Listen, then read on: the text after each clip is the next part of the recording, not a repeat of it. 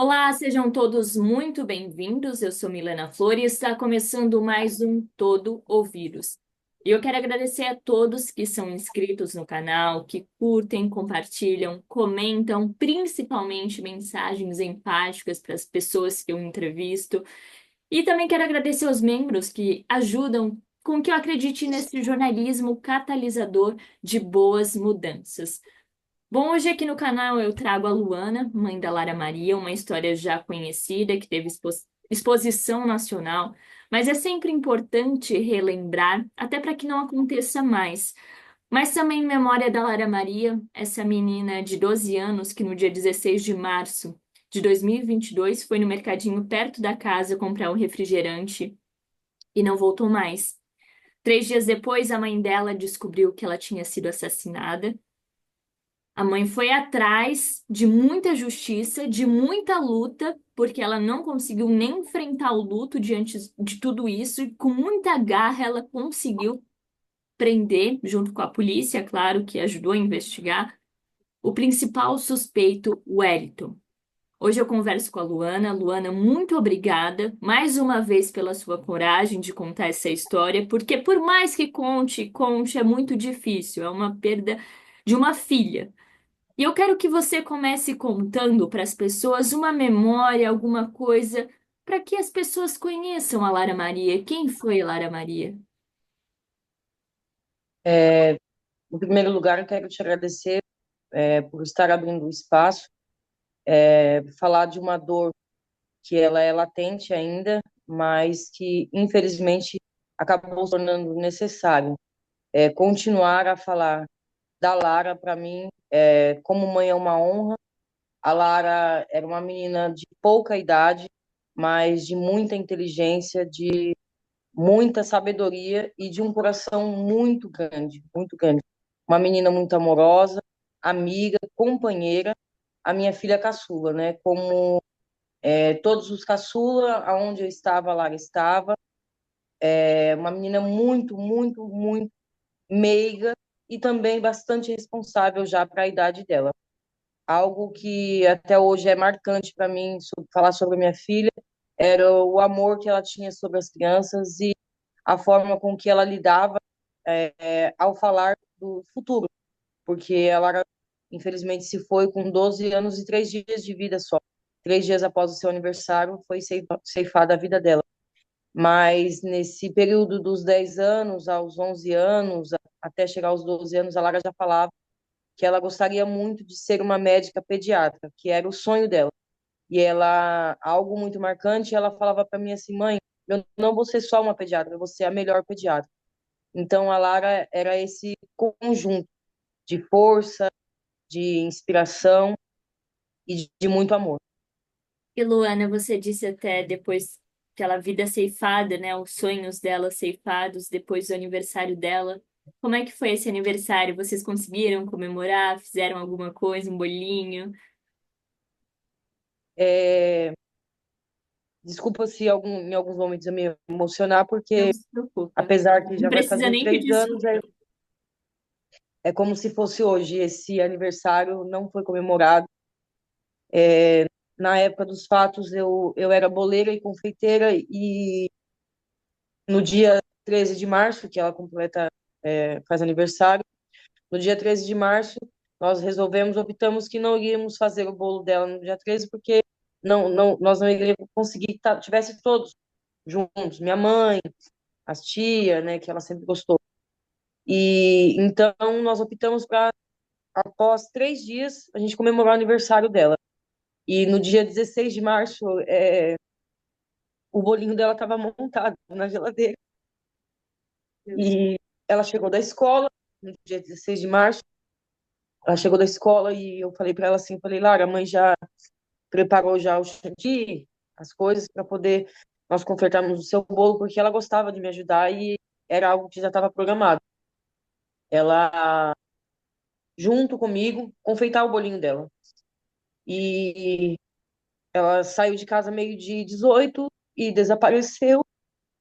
E durante os 3 dias do sumiço dela, o bolo ficou na geladeira, ficou guardado na geladeira com aquela a fé, a esperança de que ela iria voltar e que nós iríamos comemorar aquele aniversário.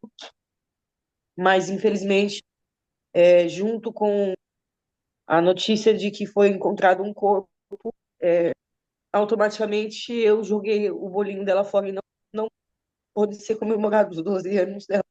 Não deu tempo. E junto com aquele bolo eu joguei muitos muitos sonhos, não só meu, como os sonhos dela. E daí por diante a minha vida virou toda do avesso e infelizmente o último aniversário não pôde ser comemorado. O bolo foi jogado fora. E Luana, você disse até que ela confeitava junto com você os bolos e ela sempre gostava de participar assim com você, dos afazeres da casa, como ela lidava com as outras irmãs, que ela era mais nova, como é que ela era em casa? A Lara, por ser a filha mais nova, ela era uma filha que surpreendia a mim, ao pai dela. Como eu disse no início, ela era dela uma responsabilidade já assim dela mesmo. Então, ela cresceu com as duas irmãs. As minhas três filhas sempre foram ensinadas. Eu sempre fui uma mulher que sempre amei a minha família, sempre amei a casa, sempre amei o cozinhar, aquele contato da mesa, de sentar na mesa. E a Lara, ela puxou muito de mim. A Lara era uma menina, ela tinha, vocês vão ver aí nas fotos, um cabelo enorme. Ela amava os cabelos dela, ela era bastante vaidosa com o cabelo dela, ela não gostava nem que cortava as pontinhas do cabelo. E ali, nesse período, que foi curto, mas assim, muito proveitoso, muito validoso, porque até hoje as irmãs dela se firmam na força dela. Ela era muito amiga e muito organizada, uma menina organizada, que já tinha suas. Desculpa meus cachorros, eu tenho um Não monte se de cachorro. preocupe. Uhum.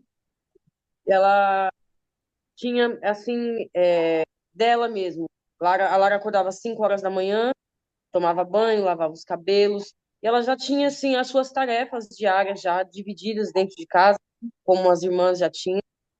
Então, era uma menina muito prestativa. E em relação a confeitar bolos, eu recebia muitas encomendas e por diversas madrugadas, eu trabalhando e ela ali do meu lado, que uma criança feliz, porque era docinhos, era salgados, era bolo.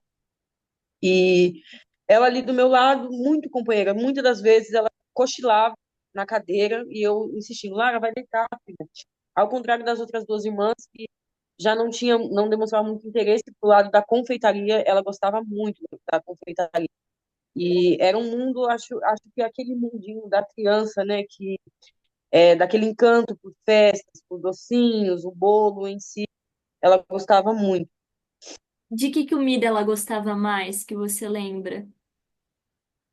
Olha, Milena, nesse fim de ano, né, que foi já o terceiro fim de ano sem a Lara, esse fim de ano foi o primeiro que eu consegui fazer novamente uma ceia, né, porque a Lara amava, ela era magrinha, mas ela amava comer, amava, amava, amava minha comida, tanto que eu tenho áudios até hoje dela falando da minha comida, que elogiando, falando, mãe, eu trabalhava na época, eu cuidava de um bebê, e eu tinha mandado mensagem para a irmã dela mais velha no telefone falando que eu tinha acabado de fazer o papá do bebê, alimentar o bebê. Aí ela mandou o áudio falando, mãe, ele vai amar, porque a sua comida é maravilhosa. E a comida que ela mais gostava era lasanha e feijoada. Quando eu fazia lasanha, ela comia assim de lamber os beiços, né? Lasanha e a feijoada. E o doce que ela passava até mal comendo brigadeiro. Ela amava brigadeiro. E comida de mãe tem um gosto especial, né? E bom que a Lara já conhecia desde pequenininha, porque desde pequenininha a gente demora para reconhecer, né? Quando cresce que a gente reconhece. E a Lara tinha isso dela mesmo, né? Dessa personalidade. E Luana, Sim. desculpa até ter que remeter novamente a esse dia, mas você conta da onde puder, da onde quiser. Mas como é que começou o dia 16 de março de 2022? O dia 16 de março de 2022 começou com um dia normal. Fazia um mês e meio que eu havia parado de trabalhar para fora. eu tinha iniciado somente os meus trabalhos na confeitaria, porque eu trabalhei por muitos anos fora e eu não tive muitas oportunidades de ficar com as minhas três filhas.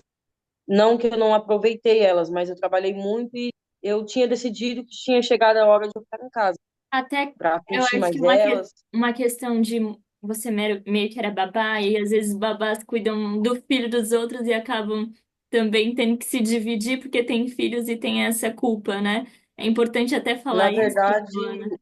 na verdade, Milena, eu como uma mãe periférica que eu morava, hoje eu não moro mais na minha casa, mas morava na periferia, sou aquela mãe comum, como muitas das outras, que já trabalhava em diversos serviços. Eu era babá, eu era cuidadora de idosos, eu era autônoma, tudo isso para poder manter o mínimo do conforto para as minhas três filhas, com meu marido. Fazia 4 anos que nós havíamos comprado aquele terreno, começado a construir a nossa casa ali, começado a se estabilizar. E no dia 16 de março nós acordamos como um dia normal. A Lara levantou 5 horas da manhã, ela foi até o banheiro, como todos os dias. Ela tomou o banho dela, ela penteou os cabelos e muito ansiosa, que ela amava ir para a escola, ela amava aprender, muito ansiosa, sempre apressando a irmã mais velha, vamos para a escola. E foi normal. E naquele dia, como já havia sido combinado que eu iria confeitar o bolo dela, às 11h30 da manhã eu confeitei um bolo de encomenda e eu fui entregar esse bolo junto com as minhas outras filhas. Eu passei de carro em frente à escola dela, que era próximo da minha casa, e ela estava na quadra da escola, fazendo a educação física, e ela deu aquele tchauzinho. E nós fomos, entregamos o bolo. Quando foi 12h12, mais ou menos, 12h14, ela entrou dentro de casa, porque a escola era muito perto de casa. Ela entrou dentro de casa, ela estava com uma blusa de frio, e naquele dia estava muito sol. Aí ela foi até o fogão e ela pediu para mim: mãe, eu tô com fome. Eu falei: a comida já tá pronta, tava esperando vocês, a gente já vai arrumar a mesa. Ela foi até o fogão, ela tirou um pedacinho de carne, colocou na boca dela e falou: mãe, nossa, tá uma delícia. E quando ela me perguntou: mãe, tem refrigerante? Eu falei: não, Lara, acabou. Ela tinha costume de ir até esse mercadinho, isso mais ou menos há uns 6 meses antes do crime ter acontecido, por volta de umas 2 vezes na semana, 3 vezes na semana. A Lara estava começando naquela fase de se sentir responsável por algo, de poder ter a responsabilidade de falar assim: vou até o mercado, já volto, eu vou levar um dinheiro, eu vou trazer um troco. E ela falou: mãe, então me dá o dinheiro que eu vou comprar o refrigerante. E as outras duas irmãs dela em casa, eu em casa, um dia normal. Peguei o dinheiro, dei na mão dela. E aí, por volta de umas 12h47, falei para as meninas: cadê a Lara? Aí elas falaram assim: mãe, a Lara não voltou ainda. Eu fazendo as coisas da casa. E nisso eu já senti, assim, algo assim, é, é, anormal. Era por volta de 10 minutos, no máximo 12 minutos ela retornava. E eu decidi subir atrás dela. Eu falei para as meninas: vai arrumando a mesa, colocando os pratos, que eu vou atrás dela, né? Eu vou encontrar com ela. Quando eu subi a rua, que ficava, era subir uma rua de terra, virava à esquerda o asfalto e ali na frente estava o mercadinho. Quando eu subi, que eu terminei de subir a rua de terra, que eu não a vi, eu tinha certeza ali naquele momento, não sei explicar como, que algo de muito ruim estava acontecendo, porque ela não saía de casa para ir na casa de ninguém sem pedir, nem ela, nem as outras irmãs. Minha irmã morava próximo, minha cunhada morava próximo e nunca tinha acontecido isso. E ali começou uma luta travada, na esperança de que logo nós iríamos encontrá-la, que alguém estava fazendo alguma brincadeira. Você pensa mil coisas naquele momento. E a minha filha mais velha teve a iniciativa de colocar uma foto dela nas nossas redes sociais, que naquela época eu era bastante conhecida nas redes sociais por vender bolos, né? E aí ela colocou essa foto nas redes sociais da Lara.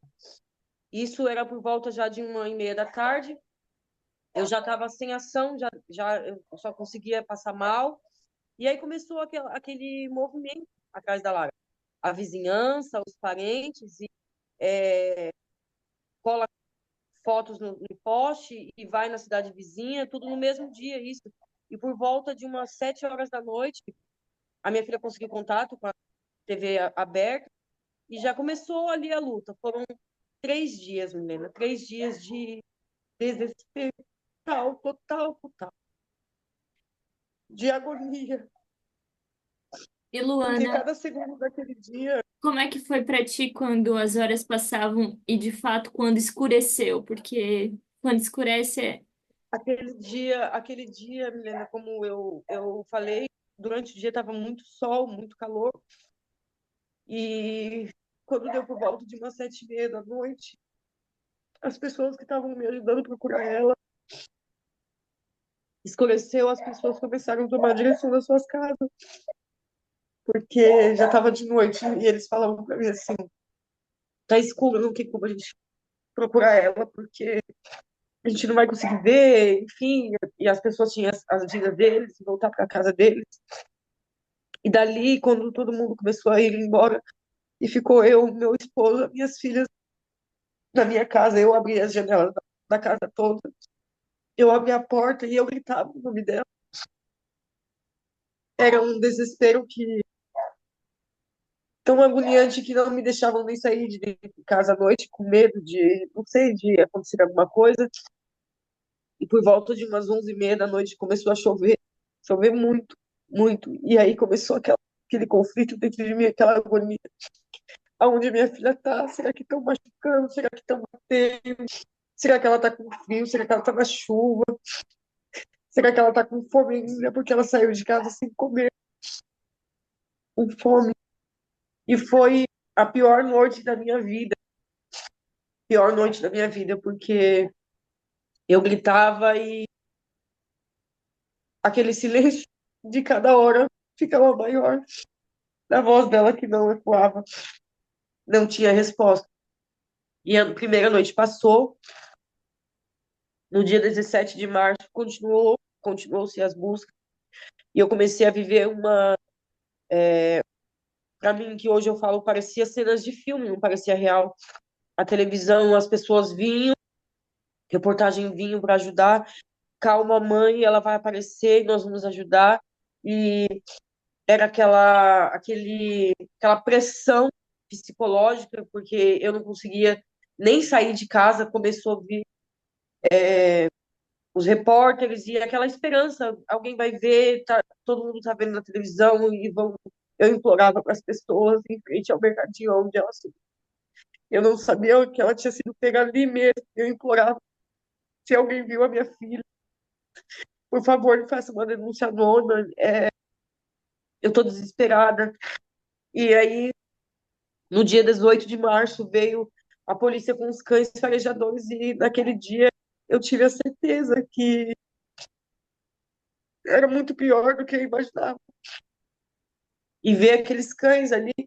Os moços, eu lembro que os policiais chegaram na minha casa era uma casa muito humilde, muito simples. A casa já estava inteira revirada, porque as pessoas falavam assim: vê se não tem uma cartinha, se ela não deixou nada, que ela foi para algum lugar.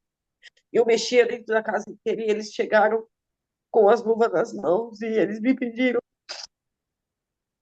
alguma roupa dela, algo que fosse só dela, para aqueles cães poderem farejar e encontrar o rastro dela. Dali eu conseguia entender a gravidade, né? Porque quando eles vêm com os cães, tem o cão que fareja pessoas vivas e tem o cão que fareja pessoas mortas. E quando eu vi, eles me explicaram que eles fazem um trabalho muito lindo, com um carinho enorme. Os cães nem se fala. Aí eles me explicaram. Tinha a Enola, que ela farejava cadáveres. E tinha o Asterisque, que farejava pessoas vivas. E olhando nos olhos daqueles cães, a minha filha do meio, a Yasmin, ela começou a se desesperar, a gritar, porque já começava aquilo dentro da gente, aquilo que você não queria ouvir, que a gente poderia ouvir. E no dia 19 de março, no sábado, por volta da meio-dia e meio, eu recebi um telefonema o moço falou assim: alô, é a mãe da Lara? Eu já tinha recebido diversos telefonemas com trotes, pessoas pedindo dinheiro, pessoas mentindo que tinha visto ela em lugares, que ela estava no trem, que ela estava. Eu já estava assim, adormecida da dor, adormecida daquela situação caótica, porque virou um caos. E aí eu recebi a ligação. Ele me disse assim: alô, é a mãe da Lara? Eu falei: sim, é ela.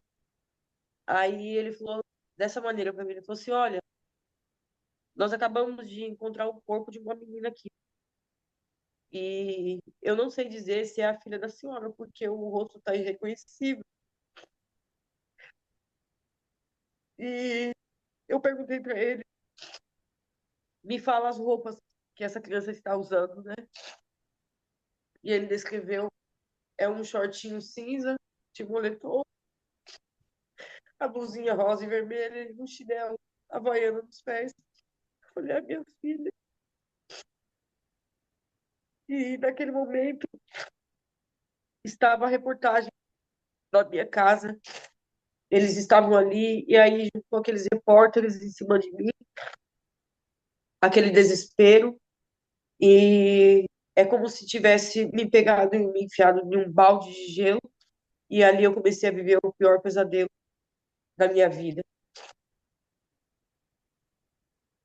E ao mesmo tempo, com tanta gente, você não conseguia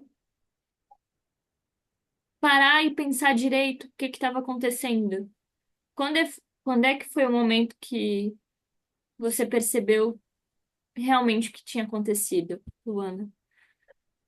Aí, após eu receber esse telefonema e a reportagem lá, aí automaticamente os policiais que estavam nas diligências atrás da Lara já entraram em contato comigo, confirmando que havia um corpo, que teria que ser feito um reconhecimento. Nesse momento, meu esposo não estava em casa porque ele estava nas buscas atrás da Lara. E aí eu me lembro que alguém, não sei quem, me colocou dentro de um carro, porque aonde o corpinho dela foi encontrado era bem próximo da minha casa. Me colocou dentro de um carro. E eu lembro que quando eu cheguei lá naquele lugar, tinha muita gente que se eu falar que eu lembro dos rostos, eu só lembro de alguns rostos que é dos meus sobrinhos, pessoas que eram da minha família.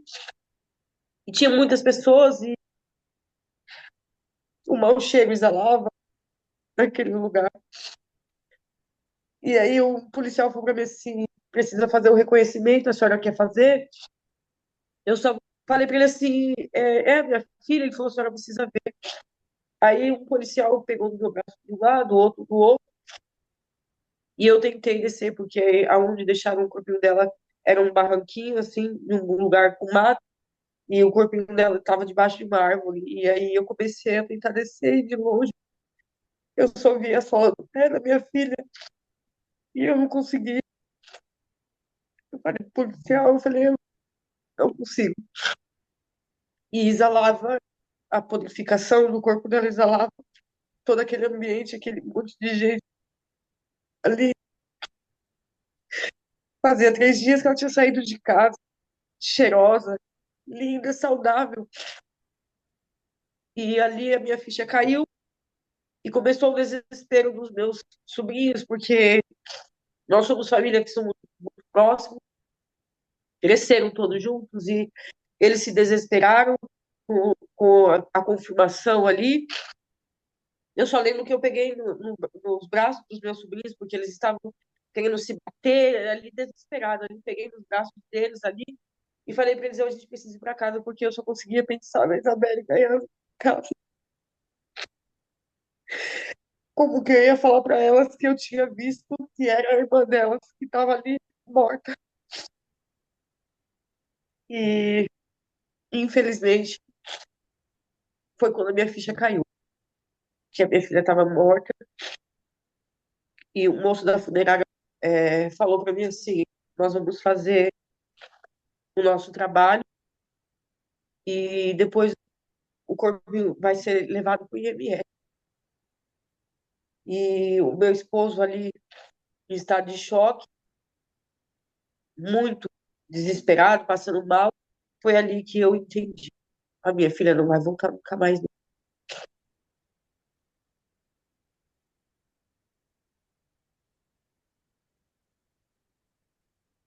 Nossa, Luana, eu peço desculpa ter que fazer você lembrar desse momento Não tem que, problema. nossa, nossa, muito, muito, muito difícil, Luana, muito difícil. E como é que foi a despedida? Você conseguiu se despedir?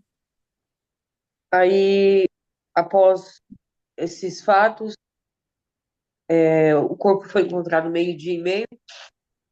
A perícia ficou trabalhando no local com o corpo dela até umas 5h40 da tarde, por volta de quase 6 horas da noite. E aí, meu esposo ficou no local, próximo a onde estava acontecendo a perícia, com aquela dor de pai, que ele não se conformava, mas ao mesmo tempo ele falou: eu nunca mais vou deixar minha filha sozinha. E é tão surreal a dor, o sofrimento de você perder um filho saudável de uma forma tão violenta que você fica meio que irracional. Naquele momento ele não queria sair dali, porque ele falava: não vou deixar minha filha, não vou deixar minha filha. E ele, quando o IML levou o corpo, ele foi até a minha casa, a gente escolheu a roupinha e ia colocar nela. E ela frequentava a igreja evangélica, ela amava a igreja evangélica, e ela tinha alguns vestidos que ela gostava mais. E nós escolhemos um vestidinho rosa de corzinha que ela gostava muito. Escolhemos aquele vestido. Ele pediu para mim as meias dela, porque ela tinha muito fio nos pés em vida, e ele falou: não vou deixar ela ir sem meia.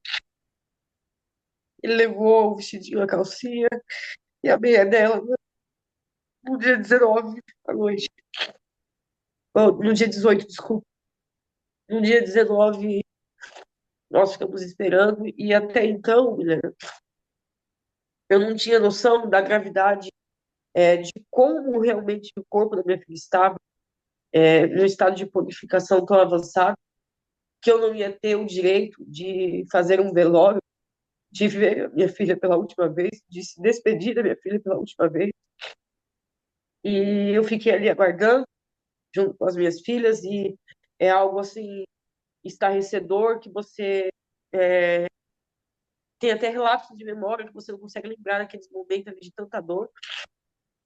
Eu me lembro que eu estava na frente do cemitério, 2h30 da tarde, no dia 19, e alguém, tinha muita gente, muita, muita gente, muita gente, alguém veio com a foto do rosto da minha filha.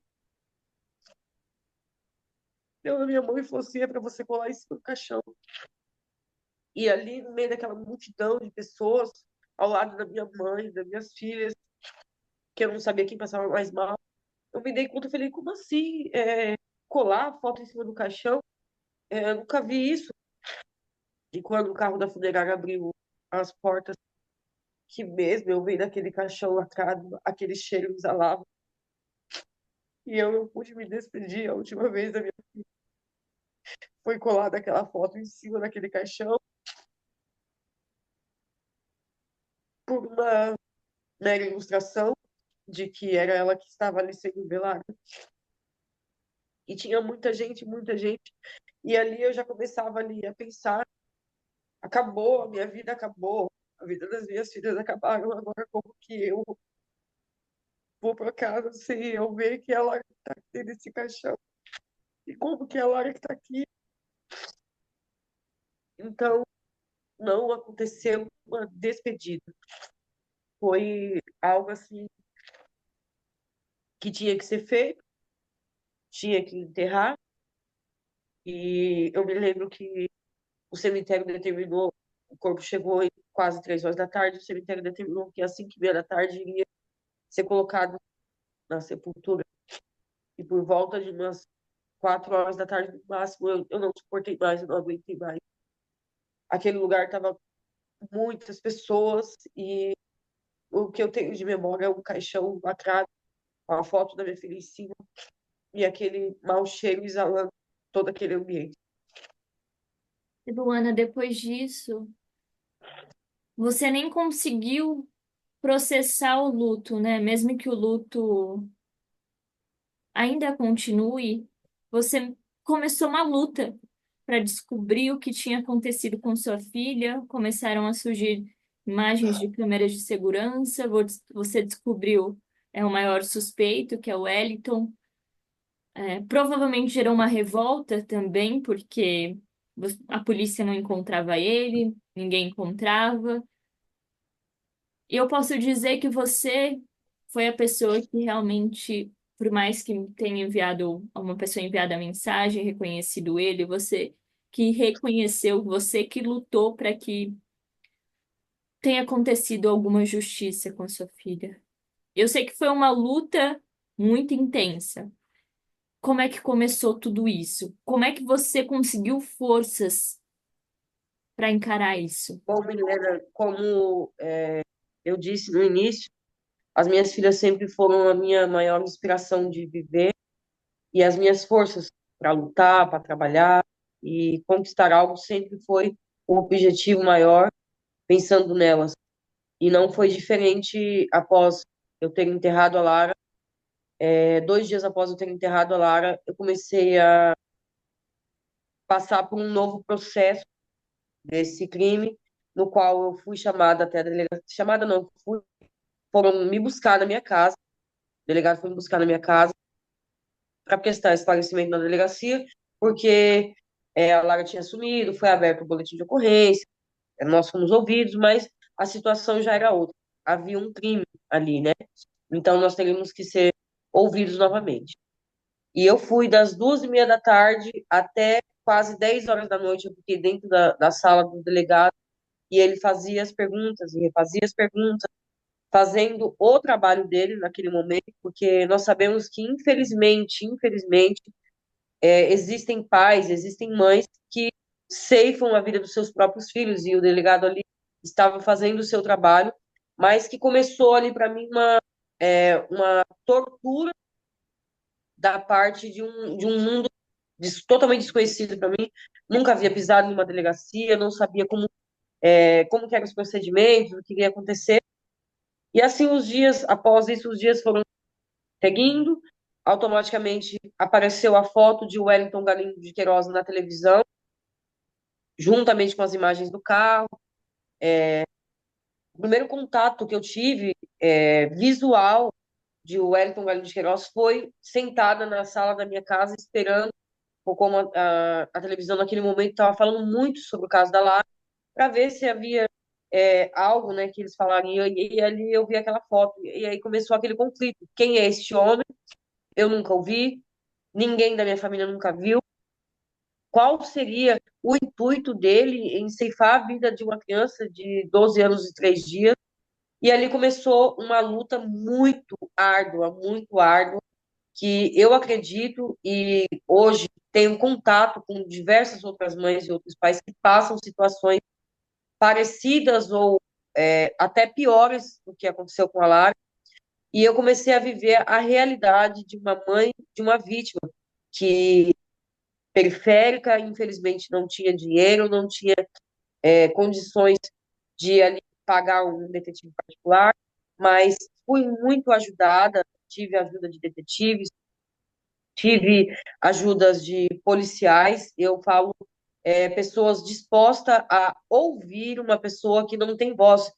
E eu comecei a perceber que a dor da Lara, o sofrimento da Lara não poderia e não vai ser nunca em vão. Que, apesar de a Lara não estar aqui fisicamente, eu teria que continuar sendo a voz da Lara, porque havia um assassino às soltas, não sabia onde ele estava, e eu tinha muita dificuldade em dormir, comer, porque não pelo luto, porque nesse período eu não consegui viver o luto, pensando aonde esse monstro, eu vou usar esse termo monstro, porque é monstruoso tirar a vida de uma criança da forma com que a minha filha foi assassinada, onde ele estava, o que ele poderia estar fazendo, quem seriam as novas vítimas. Eu tinha medo de ligar a televisão e saber que outras vítimas apareceram e, infelizmente, ter novamente imagens dele cometendo outros tipos de crime. Então, dali, eu comecei a entender a forma com que o que eu tinha, as minhas armas era a minha rede social, as reportagens que muitas das vezes eu tive a oportunidade de estar pedindo para as pessoas, e ali eu comecei a me mobilizar. Minha vida travou por completo. Eu só vivi em função da prisão de Wellington Galindo de Queiroz. Eu não trabalhava registrado, eu fazia serviço como autônomo de faxina, eu estava ali fazendo uma faxina e uma delegacia me ligava, recebemos uma denúncia, eu largava o serviço, eu corria e eu ia. Eu ia em diversas delegacias com a foto dele, eu resolvi fazer um banner com a foto dele, eu entrava dentro dos trens, dentro dos metrôs, mostrando para as pessoas a foto da Lara, a foto do Hélio de Queiroz, e ali eu contava a história resumidamente, e eu implorava para as pessoas, eu falava, ele está solta, é um assassino de uma criança, tem mulheres, tem crianças sofrendo risco de morte nesse momento, aonde ele estiver, denuncie. E eu implorava para as pessoas, implorava, por diversas vezes, Milena, eu ouvi assim, até mesmo de alguns profissionais da área de, da justiça, mãe, vai para sua casa porque você tem suas outras duas filhas, você precisa viver, você não está vivendo. E eu falava para eles, não foi a sua filha que você perdeu, quem perdeu foi eu, e eu não vou aceitar, ela não vai voltar mais, mas eu não quero, eu não aceito que ele faça novas outras vítimas. Então, se tornou ali o meu objetivo de vida, a justiça pela Lara. E nesses 2 anos, tive muitas portas abertas de delegacia, de apoio, tive muitas portas fechadas devido ao sistema que hoje no nosso país é precário, muito precário, quando se trata dos termos vítimas e agressores, é algo assim que grita na sociedade, que grita a forma com que nós somos vistos, porque a minha filha não está aqui presente, mas como eu disse, aonde eu for, eu vou ser a voz da Lara e vou sempre pedir justiça. E daí em diante, eu criei nas minhas redes sociais, no meu Instagram, uma hashtag o Wellington na cadeia. E eu fui pedindo, implorando para as pessoas compartilhem, e lá também colocava os vídeos da Lara em vida, mostrava tudo que ela perdeu, quem a Lara era, quem é a família dela, o tanto que nós amamos ela. E ali foi tendo uma grande mobilização das pessoas, e graças a essa mobilização, Milena, e esses compartilhamentos da foto de Wellington Galindo de Queiroz, que finalmente, depois de 2 anos e 5 dias, naquele desespero, naquela agonia, porque eu não tinha mais vida. Além de ter o medo de ele fazer com outras pessoas, eu tinha medo de ele voltar. A minha filha do meio ficou sem estudar, sem sair de casa, com síndrome do pânico. Foi assim, o verdadeiro caos, o E verdadeiro Luana, caos. só para dizer esse medo que faz total sentido com relação à sua filha, mas na ficha dele já tinham 3 crimes de estupro, sendo 2 relacionados a menores de idade, né? Eu acho que não foi constado estupro com relação à sua filha, porque já tinha passado um tempo e eles não conseguiram analisar, né?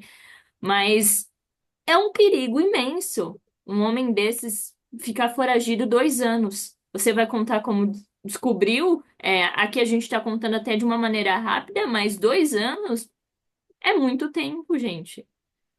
É muito tempo. 2 anos para quem deixou uma filha dentro do cemitério, que era saudável, inteligente, que não tinha nenhum diagnóstico médico. Você pode, a qualquer momento, perder a sua filha. A Lara estava morta e nesses 2 anos a minha família inteira morrendo nessa luta, porque eu não parava, ao mesmo tempo que eu não parava, a minha vida tinha parado por completo. E foi assim 2 anos de muita, muita luta de verdade E mesmo, você porque escutava de tudo, né, Luana? Tanto de gente que um tudo, apoiava de um quanto. tudo. Sim, eu tive pessoas, tenho até hoje pessoas que me apoiam, que amam a luta pela justiça pela Lara, mas eu tive muitos, muitos, muitos comentários maldosos, comentários do tipo: a Lara morreu porque a mãe é irresponsável. Aonde essa mãe estava nesse momento? Outros mais ofensivos, agressivos, né? Assim, com nomes pejorativos, a ponto de eu ter, nessa luta, eu abri 2 boletins de ocorrência contra pessoas que estavam ali me ofendendo. E nisso, Eu fui, quando completou um ano da morte da Lara, no dia 16 de março de 2023, eu fui até Brasília, implorar em Brasília, para que as pessoas dali, deputados, parlamentares, não fui atrás de política, eu fui atrás de justiça por uma criança. E, infelizmente, não surtiu muitos resultados, porque eu acredito que o caso de uma menina de 12 anos que foi morta dentro de uma cidade com tão poucos habitantes, a população pobre, não fui muito ouvida, mas aquele movimento surtiu efeito não só na vida, nas nossas vidas, mas na vida de outras vítimas, porque eu passei ali a mostrar para outras mães, para outros pais que estavam vivendo situações parecidas, ou às vezes mais trágicas, ou às vezes mais tristes, e enfim, né, que eles poderiam começar a dar voz para os filhos deles que já não estavam mais aqui, que tinham sido ceifados a vida deles. Me juntei com muitas outras mães, acompanhei muitas outras mães, infelizmente, Milena, infelizmente, em situações muito parecidas com o que aconteceu com a minha filha, de outra menina de 9 anos sair de casa, do lado de casa, para comprar um refrigerante, e um vizinho que estava foragido, não, estava em liberdade provisória, fazia um mês que ele estava em liberdade provisória, é o caso Sofia de Campinas. Aconteceu uma semana depois que o Wellington foi preso. Ele estava em liberdade há um mês por ter cometido um crime de estupro contra a vida de uma mulher de 18 anos. Fazia um mês que ele estava em liberdade. Ele pegou aquela menina e ele assassinou de uma forma brutal, bem parecido com o que aconteceu com a Lara.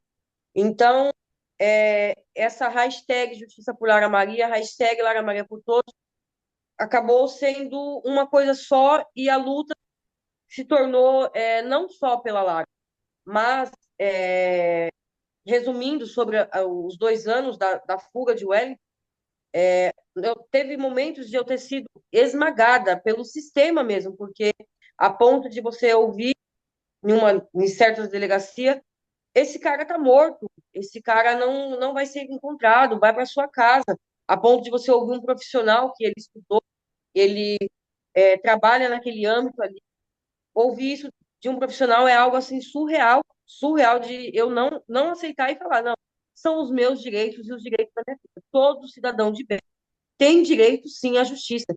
Minha filha está morta e ele não vai ficar solto. Até que, finalmente, houve uma denúncia anônima E até antes de de que. você falar dessa denúncia, eu queria dizer, Luana, que eu cresci também em cidade menor, com menor quantidade de habitantes, e eu, quando criança, ali 10 anos, 11 anos, 12 anos, também tinha um mercadinho perto da minha casa e eu ia. E a culpa não era um dos meus pais, isso me dava liberdade, me dava também conscientização do dinheiro sendo gasto, o troco. E o problema tá no homem que se encontra ali na rua, um monstro, o criminoso, não tá na mãe, no pai, porque muitas pessoas gostam de botar essa culpa, né? Às vezes realmente pode ter, sim, quando comprovado, os pais podem ter o crime, mas nesse caso você não tem culpa nenhuma. Inclusive, o criminoso só tá preso porque você lutou. Talvez não tivesse resposta até hoje se você deixasse isso por esquecido. Mas agora eu quero entender é, até como é que você conseguiu, né, a mensagem de alguém para a descoberta do Wellington. então, nesse período eu recebia diversas denúncias minhas redes sociais, meu Instagram, e tudo que eu recebia, tudo, o que uma mensagem, um áudio, eu ou printava, mandava para a delegada Ivalda Ileixo, do DHPP, do Estado de São Paulo, que ela se propôs a me ajudar, e ela foi até o fim, cumprindo com a palavra dela, e eu enviava tudo para a delegada, tudo. E até que, finalmente, recebi uma mensagem, uma pessoa falando que havia visto o Wellington Galindo de Queiroz na Ponte da Amizade. E já, assim, muito orientada, até mesmo pela própria delegada, pelas minhas duas advogadas. Eu tenho duas advogadas que me apoiam muito, a doutora Janira Rocha e Marli Carvalho. Recebi a denúncia, enviei para a delegada, e ali eu perguntei para aquela pessoa, Nós precisamos de uma confirmação que é realmente ele, mas eu posso passar o seu contato para a delegada, porque automaticamente uma pessoa que está te passando um trote, quando você fala que vai passar o número para uma delegada, ela vai recuar e vai parar ali. Então ele falou, a pessoa concordou, não, pode passar, eu tenho certeza que é ele, eu vou dar um jeito de tirar uma foto. Enfim, mandei para a delegada, ela falou assim, Luana, agora você acalma o seu coração, nós vamos trabalhar. Se for ele, se for ele, nós vamos pegar ele. E passaram-se, após isso, após eu passar o número de telefone da pessoa para a delegada, eu já parei o contato para que a polícia pudesse fazer o trabalho deles, para não atrapalhar a polícia. Parei de entrar em contato com a pessoa e a polícia começou a trabalhar. Passaram-se 2 semanas, eu estava vindo de um julgamento uma adolescente de 13 anos que o próprio pai assassinou, eu tinha ido apoiar a mãe nesse julgamento do pai. E eu estava no meio da rua, no centro da cidade, quando eu recebi o telefonema. Quando eu ouvi assim, Luana, eu, não, eu cumpri o que eu te prometi. Ali, Milena, no meio da rua, eu já comecei a gritar, a chorar. Eu ajoelhava, eu agradecia a Deus, porque finalmente estava acontecendo o que eu esperei 2 anos. E eu esperei com muita persistência, com muito amor à minha filha, com muito amor à vida de outras pessoas que estavam em risco. E finalmente aquilo havia acontecido. Era assim, um sentimento que eu não tenho nem como expressar. Até hoje eu não encontro palavras. E ali já veio o pessoal da televisão que me apoiaram, enfim, ali eles falando. Foi assim uma emoção tão grande que eu não sei explicar. Todo o grito que eu fiquei 2 anos calada, que eu pedia pacientemente para as pessoas, eu chorava, mas eu não, desde o dia que eu coloquei a Lara dentro daquele cemitério, não tinha um grito, estava preso. E naquele dia eu soltei aquele grito, falando para minha filha, filha, a mãe cumpriu. E dali que eu comecei a sentir o luto. Eu comecei a ter o luto, a vivenciar o luto, assim, saber, poxa, minha filha está morta, minha filha não volta mais. E a Lara era uma criança maravilhosa. E aí fica aquele mix. Mas eu comecei a viver o luto após a prisão de Wellington Galileu de Queiroz, porque para mim, tem pessoas que falam assim para mim, mas vai ficar preso por tempo, porque a justiça do nosso país é injusta. Eu acredito que você já deve ter ouvido muitas pessoas reclamarem. Eu, pelo contrário, eu acredito na justiça da terra, por mais que as nossas leis são arcaicas, na minha opinião, que é uma mera opinião, são arcaicas, o que eu posso proporcionar para a minha família, que somos cidadãos de bem, o que eu posso proporcionar é realmente, de fato, chegar ao dia desse julgamento, que agora o Wellington Galileu de Queiroz está aguardando a data do julgamento, que vai ser júri popular. O que eu tenho para encerrar este Já tem ciclo, porque marcado, Luana, mais ou menos a data ou não? não, ainda não foi determinada a data ainda do julgamento. Uhum. Mas para minha família poder vivenciar essa nova fase das nossas vidas sem a Lara realmente, eu acredito que isso vai acontecer após este julgamento. Não que as nossas vidas vão ser vidas iguais antes, porque nunca mais nós seremos os mesmos, nunca mais as coisas voltarão a se normalizar. Nós simplesmente precisamos, nós temos esse direito de nos proporcionar a viver, porque nós sobrevivemos até aqui, sobrevivemos. E em memória da Lara, em nome da Lara, nós precisamos seguir e seguir, Milena, com um sorriso de vez em quando, seguir com um passeio de vez em quando, porque a Lara a Lara era feliz ao lado da nossa família. Nós somos uma família humilde.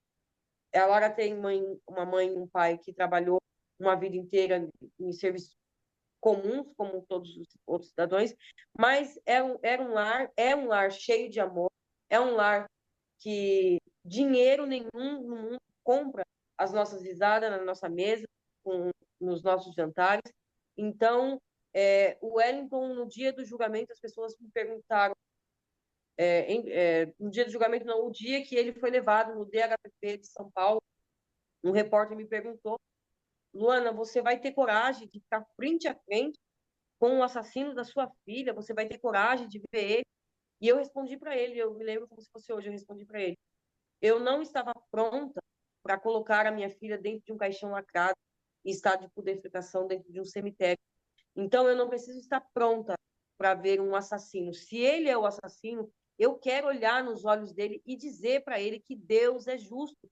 Porque, Milena, nesses 2 anos, eu ali com a minha rede social muito ativa, como ele estava vivendo uma vida normal, uma coisa que eu gostaria de falar para as pessoas, para que se fique como alerta de quem são os profissionais que você coloca dentro da sua casa para fazer serviço aleatórios, serviço de pintura, serviço de elétrico. Ele O estava Wellington trabalhando Monte como Queiroz eletricista, é isso, Luana? estava trabalhando como eletricista dentro de um condomínio, como uma pessoa normal, como se fosse eu e você, uma pessoa, um cidadão de bem, após ter cometido diversos outros crimes antes do crime da Lara, não somente crime de abuso, mas também roubos, tráficos, enfim, com uma ficha criminal extensa, ele estava vivendo normalmente.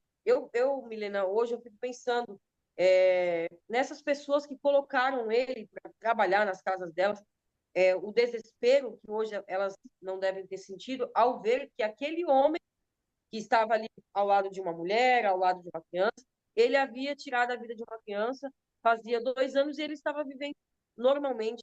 Quando o Wellington foi encontrado pelos policiais federais, que eu tenho a minha eterna gratidão, vou ter minha eterna gratidão a esses policiais que foram efetuar a prisão dele, quando ele é abordado, ele fala, o policial pergunta para ele assim: como é o seu nome? Ele falou: o meu nome é Diego. Meu nome é Diego. Ou seja, ele estava vivendo normalmente, ele dormia, ele comia, ele estava com cabelos cortados, barbas feitas, enquanto eu andava sem vontade de pentear o cabelo, sem vontade de escovar os meus dentes. Eu não conseguia uma renda fixa porque eu não conseguia trabalhar. Tudo isso para pedir justiça por uma criança que havia sido morta e não iria ficar assim. Então, o Wellington hoje preso, eu não digo que é mérito meu. Eu sou uma mulher que não tenho religião. Eu tenho muita, mas muita fé em Deus. E às madrugadas eu implorava para Deus, falava: Deus, o Senhor está me ouvindo, eu sei que uma hora o Senhor vai me responder. Então, eu dou todo o mérito, toda a honra e toda a glória a Deus, porque o Wellington foi preso não por mim, não porque eu sou merecedora. Ele foi preso porque outras crianças merecem ser livradas, outras mulheres merecem ser livradas das garras de um monstro. E a Lara, infelizmente, minha filha teve que passar por tudo isso. Eu tenho que passar por tudo isso para dizer para a nossa sociedade que o bem tem que vencer o mal. E o bem sempre vai vencer o mal. E eu acredito muito que todo esse sofrimento dela hoje não é em vão, porque independente de quanto tempo o juiz determinar a pena dele ali, quantos anos ele for ficar na cadeia, um exemplo, 10 a 15 anos, a 12 anos, nesse período nós vamos ter a certeza absoluta, menina, que ele não vai estar matando, que ele não vai estar violentando. Enfim, eu cumpri o meu papel como mãe e eu me sinto que eu cumpri meu papel como sociedade também, porque foi tirado das ruas um monstro. E Luana, testemunhas oculares disseram que ele também não estava sozinho. A polícia está investigando isso, essa possível outra pessoa? Milena, em relação ao processo, porque agora não é mais um inquérito, é um processo, Uhum. ele corre agora em segredo de justiça.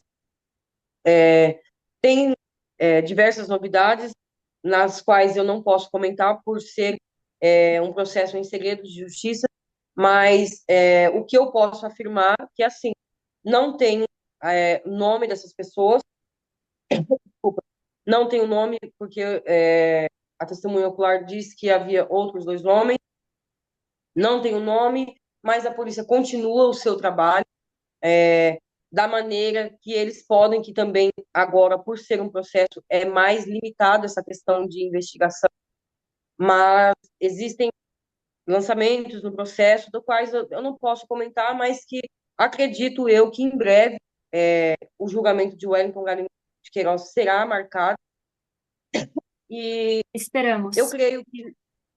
creio que se realmente a polícia confirmar que haviam essas outras duas pessoas com nomes dessas outras duas pessoas, eu iniciaria uma luta novamente por justiça por Lara Maria. Se houvesse uma foto, postando as fotos e implorando e acreditando sempre que o bem sempre vence o mal. E a justiça pela Lara vai ser completa. Pela Lara, pelas irmãs da Lara, pelo meu esposo, por mim e por nós como cidadãos de bem. E Luana, você disse várias vezes nessa entrevista, né, que fazia, trabalhava em vários lugares para complementar a renda, seu esposo também ajudava, era uma família muito guerreira, né? Que lutava mesmo para dar, possibilitar também que seus filhos fossem bem criados.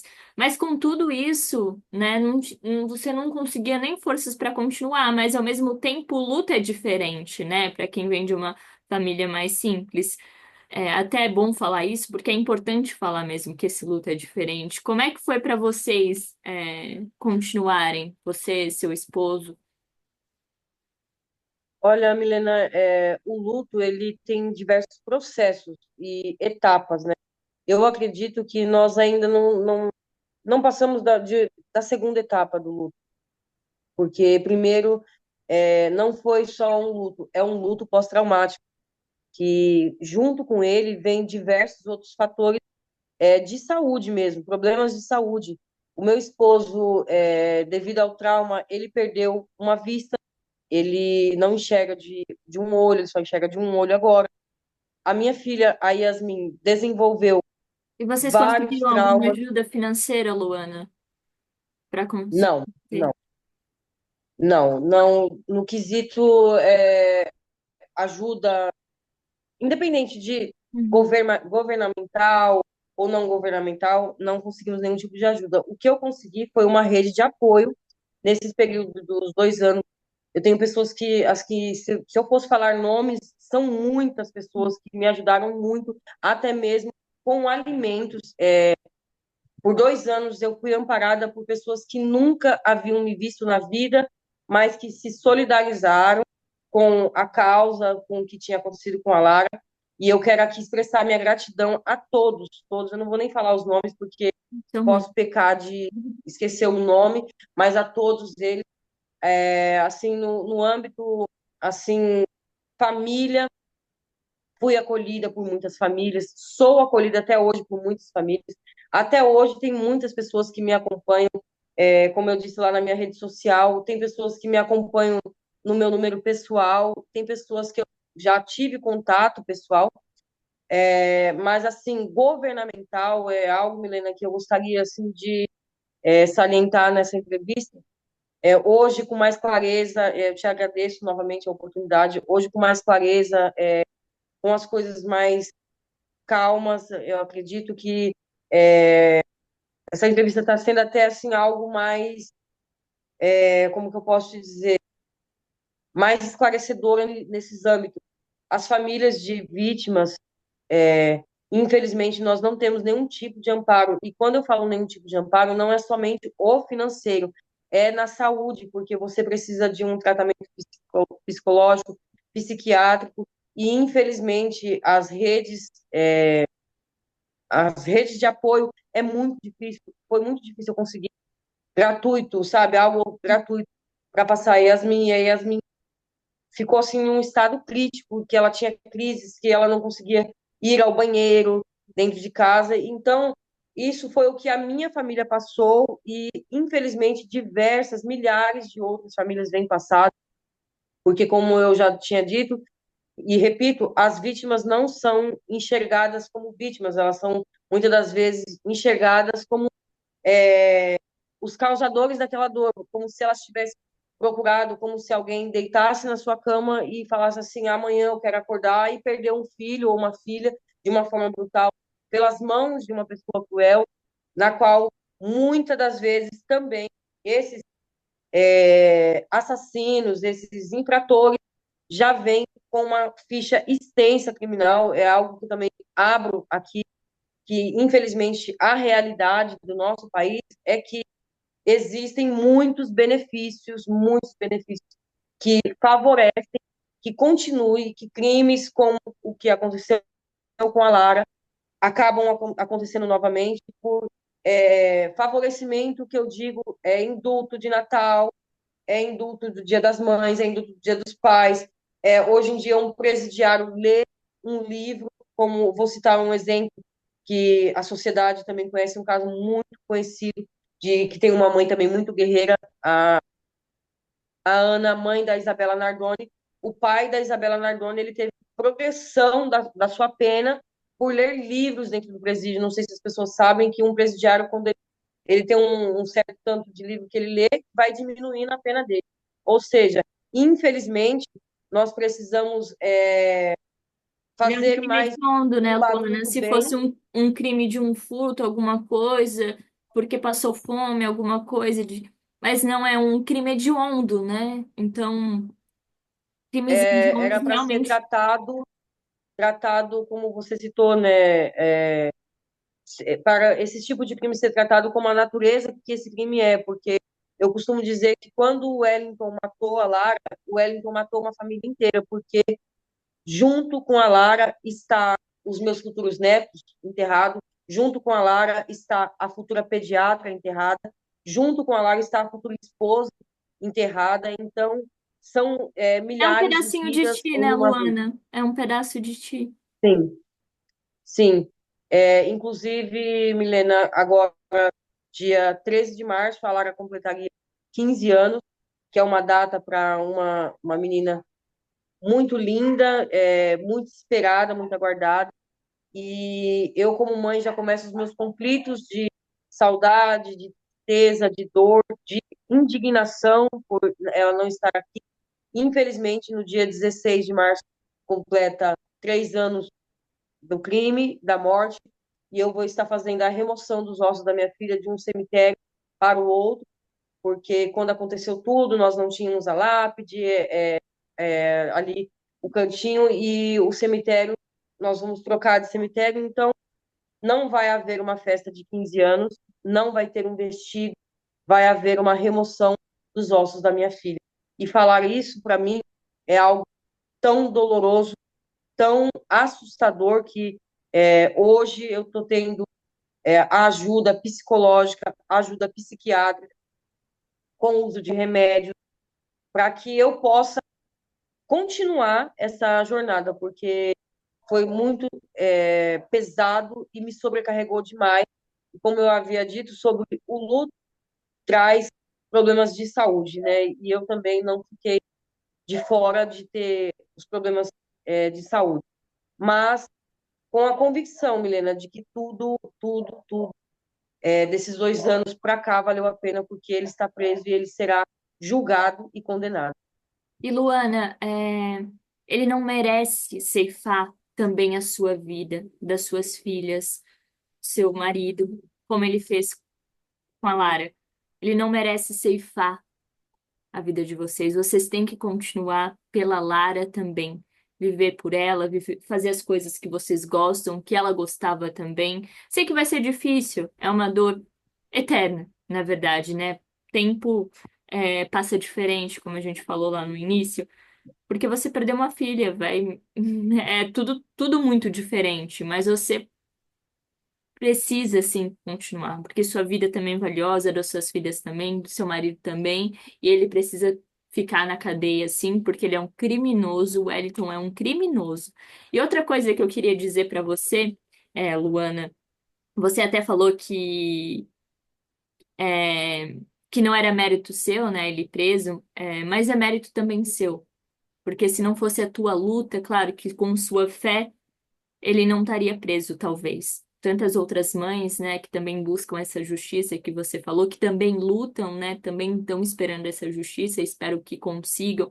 Espero também que a justiça se atente mais a esses casos, né, porque ele já tinha uma ficha de 3 crimes de estupro, né, se fosse penalizado lá no começo, já com uma pena maior, talvez, né, evitasse tudo. Na verdade, não deveria nem existir esses crimes, mas eu queria te falar, você falou até que sua voz não era é, que algumas pessoas estavam te ajudando a dar voz, mas na verdade a gente só amplia a tua voz, porque você já tem voz. E você também está dando a voz da sua filha, mas a gente só amplia porque sua voz já é potente. A sua rede social já é potente, você conseguiu através dela e sozinha. Nós só ampliamos imprensa, polícia, nós ampliamos a sua potência. Seja de onde você estiver, não se diminua porque você é gigante, Luana. Você é gigante, independente de onde você esteja, do lugar que você esteja. Você pode falar que é um lugar mais simples, mas você é potência, de onde você está. E você conseguiu fazer tudo, mesmo sem apoio, talvez, com apoios, nem apoio financeiro você tinha na época, você conseguiu com recursos da sua voz, da sua potência, das forças que eu não consigo nem imaginar como você conseguiu ter naquele momento, né? Até hoje. Você é muito potente, É, sua voz é muito potente, Luana.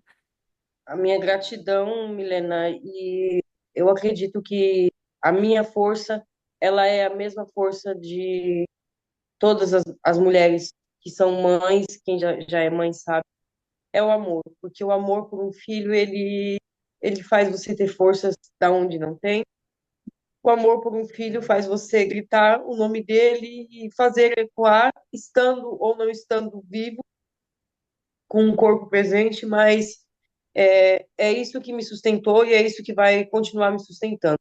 O amor às minhas filhas, o amor à minha família, o amor às pessoas de bem, a continuar sendo alguém de bem. Eu costumo dizer que o Wellington tirou novos momentos com a Lara, sim, ele ceifou diversos sonhos, sim, mas uma coisa que ele nunca vai tirar de mim é o amor que eu tenho pelas minhas filhas e a minha índole, o meu caráter de continuar sendo uma pessoa do bem, lutar pelo bem com os meus poucos recursos, mas ele não tirou e não vai tirar, porque era algo que eu tinha muito medo no início do crime, que eu tinha medo de não mais credibilizar as pessoas, não mais acreditar mais nas pessoas, porque diante de tanta crueldade, de tanta maldade, você acaba começando a ver o mundo de uma forma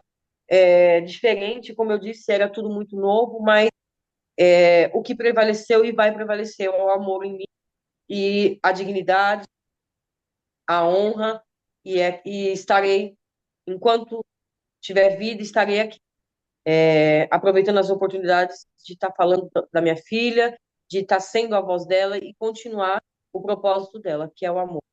E esse teu amor transborda, Luana, transborda até pela tela, gente distante, ele transborda. E o Wellington não merece nada de bom nessa vida, porque ceifar, principalmente uma vida de uma criança, dói tanto, Luana.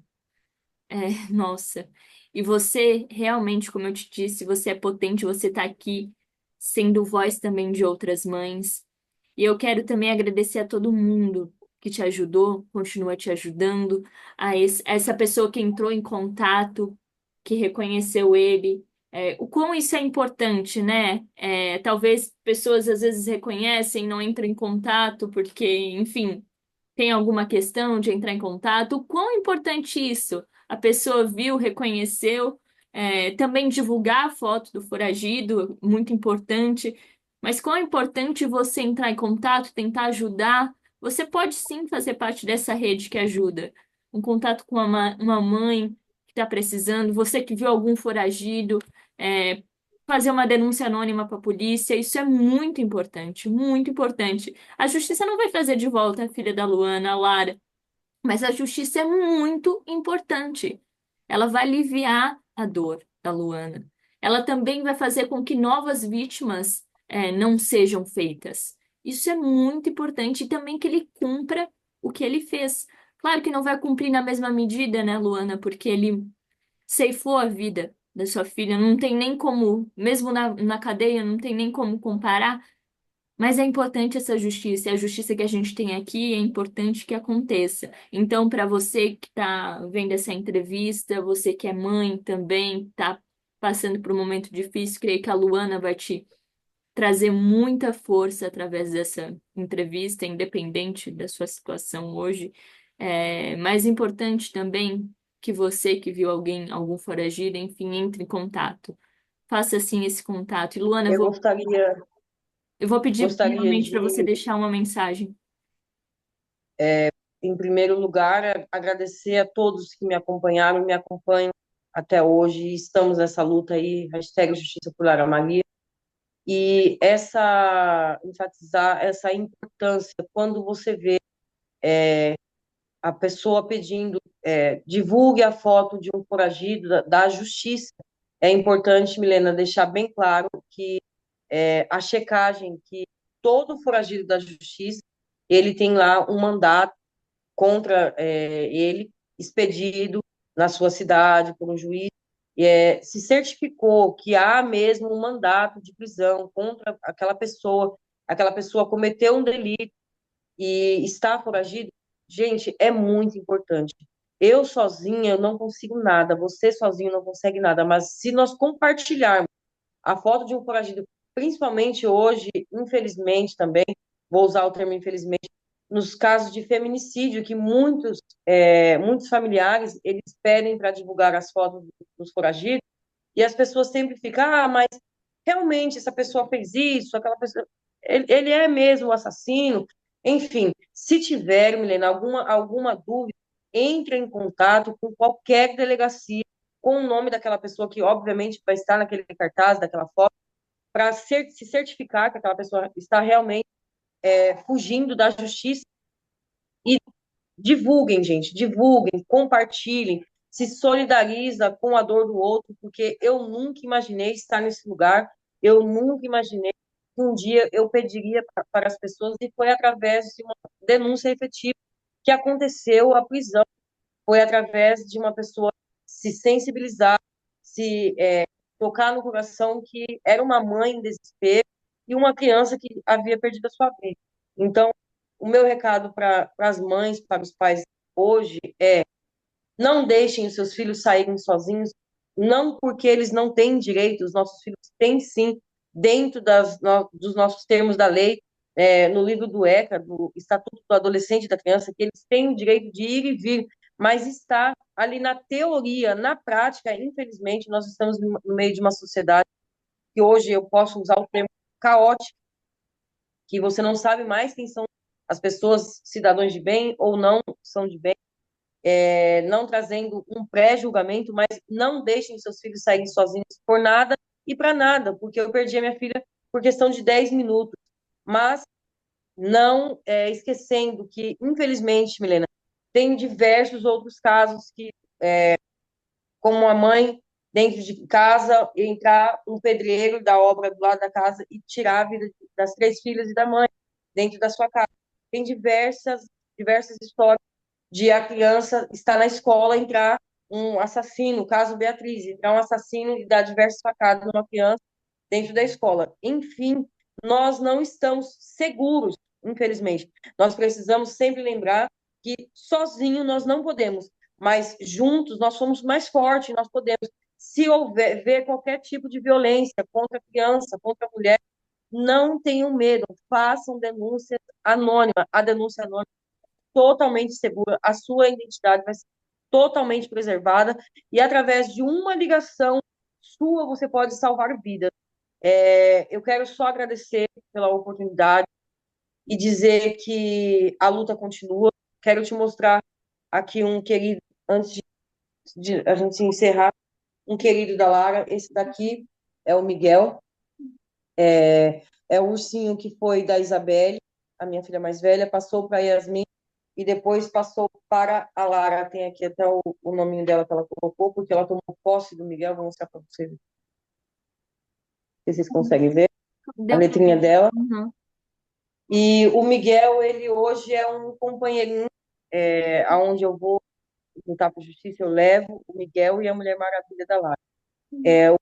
O que eu quero dizer, E a Mulher o Maravilha é recado que você, eu. né? Heroína, e o Miguel é lá. A Mulher Maravilha, que ela gostava muito, né, da Mulher Maravilha.